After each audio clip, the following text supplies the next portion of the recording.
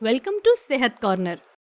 आज के हमारी वीडियो का उन्वान है इसबगोल के फायदे और नुकसानात, और इसके अलावा हम आपको बताएंगे कि इसका इस्तेमाल किस तरह से किया जा सकता है। इसबगोल एक ऐसी हर्ब है जिसके बारे में हर कोई जानता है और नॉर्मल रूटीन में इसका इस्तेमाल तकरीबन हर घर में किया जाता है। इसबगोल बेसिकली छिलका नुमा भूसा सा होता है और दिखने में इंतहाई नरम और मुलायम सा। दूध या पानी या किसी भी लिक्विड में जब हम इसको इस्तेमाल करते हैं तो इसका टेक्सचर बहुत थिक हो जाता है। जिस्म की सफाई के लिए इसबगोल से बेहतरीन कोई चीज नहीं, फिर चाहे वो बड़ी आंत की सफाई का मसला हो या मैदे का। इसबगोल बेसिकली जिस्म में मौजूद हर किस्म का फाजिल और जहरीला मादा निकाल कर जिस्म को बिल्कुल डिटॉक्स कर देता है। अब हम बात करेंगे कि इसबगोल हमारे जिस्म के लिए किस तरह फायदेमंद है। सबसे पहले हम जिस पर बात करेंगे वो है कब्ज। कब्ज जो है वो आप जानते हैं कि आजकल हर घर का मसला है। इसकी दो किस्में होती हैं, एक होती है दायमी कब्ज और एक होती है आर्जी कब्ज। चाहे वो कब्ज जितनी भी पुरानी क्यों ना हो, आपने ये करना है कि आपने एक गिलास गर्म दूध लेना है और उसमें 2 चम्मच इसबगोल का छिलका डाल देना है और उसको आपने रात को सोने से पहले इस्तेमाल करना है। इस बात का खास ख्याल रखिएगा कि दूध जरूरत से ज्यादा गर्म ना हो और दूध नीम गर्म हो। और अगर आपकी कब्ज की शिद्दत ज्यादा है तो आप सुबह और रात में इसका इस्तेमाल कर सकते हैं। इसके अलावा आपने पेचिश के बारे में सुना होगा, यानी बच्चों या बड़ों का पेट का खराब हो जाना। ये एक ऐसी बीमारी है जो किसी को भी हो सकती है। इस बीमारी के लिए भी इसबगोल का छिलका निहायत मुफीद है। पेचिश में इसका इस्तेमाल आप किस तरह से कर सकते हैं, 1 पाव दही ले लीजिए और उसमें 2 चम्मच इसबगोल का छिलका डाल लीजिए और मरीज को खिलाइए। इंशाल्लाह जल्द अज जल्द अफाका हो जाएगा। अब हम बात करेंगे बड़ी आंत की। बड़ी आंत की सफाई इंतहाई जरूरी है।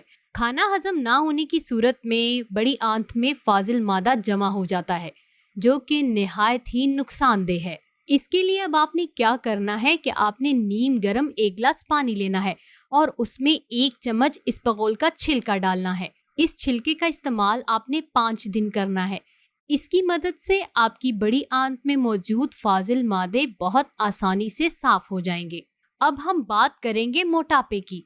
मोटापा जो कि आजकल हर घर का मसला बन चुका है। मोटापा खत्म करने के लिए भी इसबगोल का छिलका इंतहाई अहम किरदार अदा करता है। मोटापा खत्म करने के लिए इसबगोल का इस्तेमाल कैसे किया जा सकता है?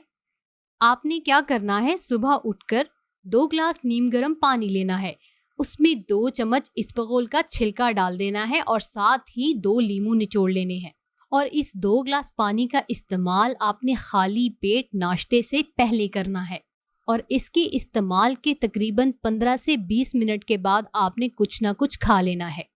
इसके इस्तेमाल से 15 दिन के बाद आप जब अपना वजन करेंगे तो आपको अपने अंदर बेहतरीन फर्क महसूस होगा। ये ना सिर्फ आपकी भूख को कम करेगा बल्कि उसके साथ साथ आपके जिस्म में मौजूद जितनी भी चर्बी है ये उसको भी पिघलाने में मदद देता है। इसके अलावा हाई कोलेस्ट्रॉल में भी इसबगोल का छिलका इंतहाई अहम किरदार अदा करता है।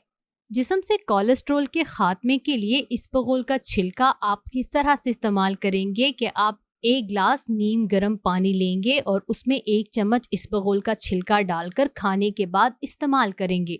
इस तरह आपके जिस्म में मौजूद कोलेस्ट्रॉल इसबगोल की मदद से खत्म होना शुरू हो जाएगा। इसके अलावा इंसानी जिस्म में मैदे की तेजाबियत और मैदे का अल्सर 2 अहम बीमारियां हैं और अगर खुदा न खास्ता ये किसी को हो जाए तो ये बड़ी तकलीफ देती है।